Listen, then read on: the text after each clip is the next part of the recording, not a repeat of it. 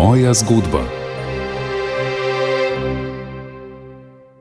Dober večer in pozdravljeni spet v oddaji Moja zgodba. Prva nedelja v mesecu februarju je in čas je za 15. oddajo v sklopu o mučencih, žrtvah totalitarizmov 20. stoletja. Z nami je zgodovinar v postopku za mučence komunizma, teolog in zgodovinar magister Jurij Pavel Emeršič. Najprej dober večer. Lep dober večer. Danes bova obdelala življenjsko zgodbo pastoralne delavke in redovnice Antonije oziroma sestre Karmele Premrov. Rojena je bila leta 1912, umrla pa leta 1949. Zakaj je njena zgodba posebna? Torej, zgodba je posebna v prvi vrsti zato, ker je izgubila življenje, ker je bila mučena, ubita zaradi svojega pastoralnega dela že globoko v tako imenovani svobodi, več let potem, ko so komunisti prevzeli oblast. In se pridruži s tem tej vrsti pogumnih žena, ki so se zoperstavile temu sistemu in živele svojo vero in kot take tudi potem bile mučene in ubite. Sestra Karmela Premrov je pripadala družbi Marijinih sester, čudodelne svetinje, ampak kot rečeno več o njeni življenjski zgodbi pa v nadaljevanju. Greva v leto 1912, takrat je bila rojena.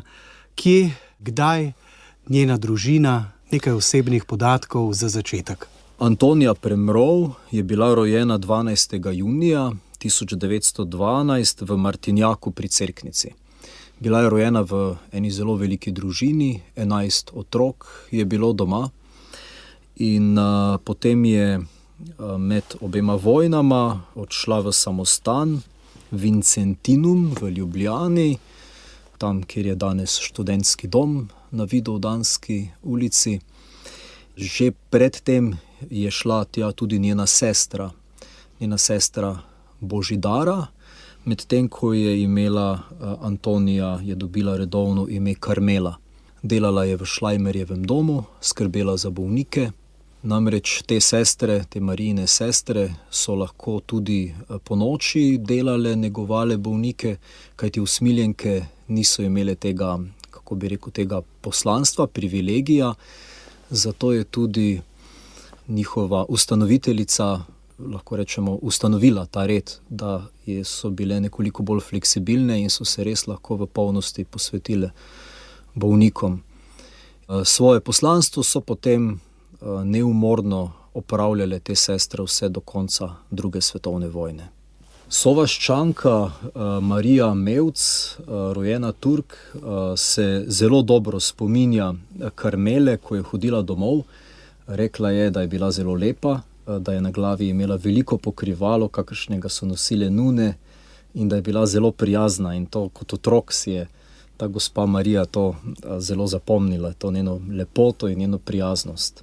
Mogoče bi tukaj magister Jurij Pavel Emeršič povedala še nekaj besed o tem, kako so sestre pravzaprav oskrbovale različne bolnišnice, skrbele za bolnike, kaj je bila njihova karizma. One so se prav ukvarjale z bolniki, ne? Usmiljenke so bile redovnice, ki so živele v samostanu, večinoma seveda, in upoštevale tudi določen red. Zato, da si lahko prišel k njim, je bilo potrebno imeti tudi neko doto, dočim pri Marijinih sestrah čudodelne svetinje, ki so bile kasneje ustanovljene prav kot avtohtona slovenska sestrska organizacija, pa je bilo to nekaj drugače. Tako je, torej pri Marijinih sestrah čudodelne svetinje so jemali dekleta tudi iz revnih družin, je zadoščal ta nadnaravni poklic in pa želja po delu z bolnimi. Živele torej so tam v svojem centru, potem pa hodile tudi na domove bolnikov, jih oskrbovali domov, tudi po noči, če je bila taka potreba, tako da jih niso tako strogo vezala ta redovna pravila, tako kot usmiljenke, in Karmela je bila ena teh, tako je. Povedati je potrebno, da so sestre bolnišnice, tudi bolnike na domovih oskrbovale nemoteno ves čas druge svetovne vojne. Poznan je tudi primer iz mislim, da Leonišča, ki opisuje doktorja Janeza Janeža, ki tam sprejema in skriva določene OF-ovce in pri tem sodelujejo tudi neke sestre. Skratka, sestre so bile takrat v bolnišnicah del personala, ki je bil usposobljen in pa ki je bil seveda tam zaradi svojega poslanstva. Seveda, sestre se niso ozirale niti na politično, niti na versko, niti na kakršno koli drugačno pripadnost. Torej, njihovo poslanstvo je bilo delo za bolne in so svoje delo zelo lepo opravljale kot strežnice, kot negovalke ali drugače kot zaposlene v bolnišnicah, različnih bolnišnicah. In prav zato so mnoge kasneje tudi z bolečino povedale, da kljub temu, da so marsikomu olajšale bolečine, morda celo rešile življenje, pa je potem v tisti povojni ideološki zaslepljenosti celo pozdravljal njihov izgon iz bolnišnice, njihov prepoved dela z bolniki. Čeprav so seveda prav bolniki bili tisti, ki so bili zaradi tega na slabšem, zanje po vojni v bolnišnicah dejansko ni bilo dobro poskrbljeno, zaradi tega, ker ni bilo sester. 8. marca 1948 je išla znana depeša, da morajo vse redovnice bodisi se laicirati ali pa zapustiti delo v bolnišnicah. Prav zanimivo, ne, na 8. marca dan. Tukaj je bila nekoč zdravnica, ki se ukvarja tudi z zgodovino zdravništva pri nas, Zdenka Zupanič Slavec, ki je povedala, da je ta depeša pravzaprav prišla čisto prekmalu. Namreč režim takrat sploh ni imel nobene alternative in slovenske bolnišnice so za neko obdobje ostale brez kvalificiranih medicinskih sester. Izobraževanje se je začelo, ampak mislim, da je bilo potrebno počakati 3 ali 4 leta, da so prve sestre prišle iz šol. Torej zdaj ta 8. marec, to je bil res, bi rekel, potem dokončna prepoved. Že pred tem pa je vsa povojna leta se je pritisk stopnjeval. Ker recimo sredi aprila celo Kocbek, ki je sodeloval z komunisti, zapiše zgrožen v svojem dnevniku, da partija nastopa vedno bolj neizprosno proti cerkvi. Zdaj meče sestre Notre Dame iz Ljubljane, citiram, ravno tako šolske sestre v Šiški in salezijance na Rakoniku. Pri Ničmanu, to je bila trgovina z nabožnimi predmeti, so razbili vse verske kipe in svete podobe in ker tega ni hotel storiti uslužbenec, sta se ikonoklaštva lotili kar 2 partizanki. In tako naprej. In potem na koncu zapiše, to je vojna med cerkvijo in državo in Krajger pravi, da država tako dolgo ne bo popustila, dokler se cerkev ne spusti na kolena. Konec citata. In ta pritisk so torej sestre zelo bridko čutile na lastni koži. Najprej so jim recimo prepovedali nositi redovno obleko, potem pa so jim dali tudi možnost, da prekinejo vse stike z svojimi predstojnicami in lahko ostanejo. Skratka, s takimi prijaznimi ponudbami so želeli sestre dobiti in jih potegniti ven iz njihovega reda, ampak ta načrt ni uspel. Dekleta so vztrajala v svojih redovnih skupnostih. Je pa res, da je kasneje zaradi, bi rekel, čisto logistike, ker preprosto ni bilo prostora več za sester, ko so jim tudi samostane zaplenili, so mnoge potem odšle bodisi domov, bodisi so se tudi kasneje nekatere laicizirale. Potrebno pa je povedati seveda, da so sestre pa našle mesto zase v Srbiji, v Makedoniji, na Kosovu, kjer pa so jih sprejeli z odprtimi rokami. Pravzaprav imamo včasih občutek, da so bili slovenski komunisti bolj stalinski od Stalina, da ne bomo uporabili, da so bili bolj papeški od papeža.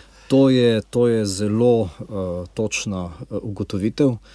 Tudi sam imam staro teto, ki je delovala kot usmiljenka v Nišu, in tam so jih bili v bolnišnicah in drugod so jih bili zelo veseli. Slovenke so bile delavne, čiste, urejene, točne in so se samo čudili tamkajšnji komunisti, kako so Slovenci tako glupi, ne, da so take pridne ženske izgnali.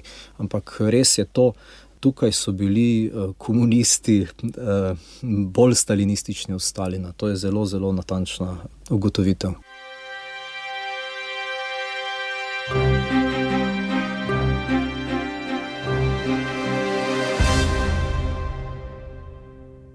Spremljate oddajo Moja zgodba, govorimo o slovenskih mučencih, žrtvah komunizma. Z nami je zgodovinar v postopku za mučence 20. stoletja, teolog in zgodovinar magister Jurij Pavel Emeršič. Govorimo pa danes o Antoniji oziroma sestri Karmeli Premrov, ki je bila pastoralna delavka in redovnica, rojena leta 1912, umrla pa leta 1949. Zdaj pa greva k primeru torej sestre Karmele, takrat še sestre, kajti potem je dejansko iz reda izstopila.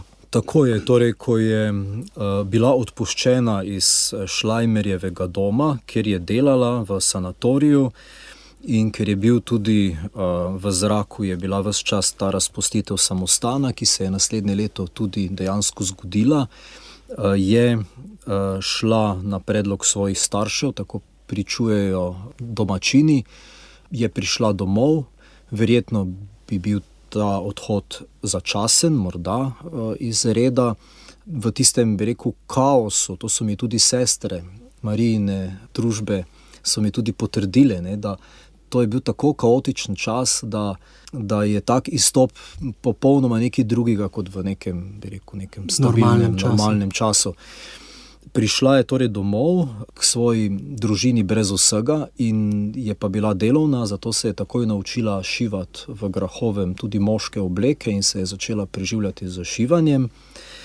Prav tako pa je tudi v cerknici začela pomagati najprej kot organistka, kasneje pa je prevzemala tudi druge pastoralne službe. Naj povem, da o njeni sestri, ki je takrat prav tako izstopila, o sestri Božidari, piše tudi kardinal Franc Rode v svoji knjigi Vse je dar.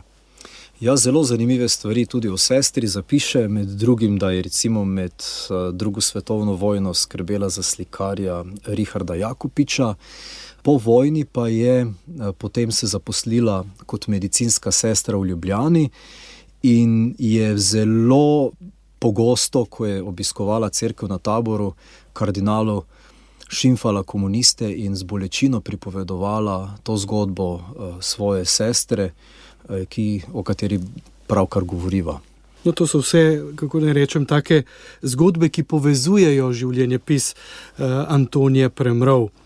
Ta je postala potem magister Jurij Pavel Emeršič moteča za tamkajšnje komunistične veljake. Se nam mogoče zdi, da so bile razmere recimo v mestih bolj napete, že zaradi, ne vem, teh javnih sodnih procesov, ki so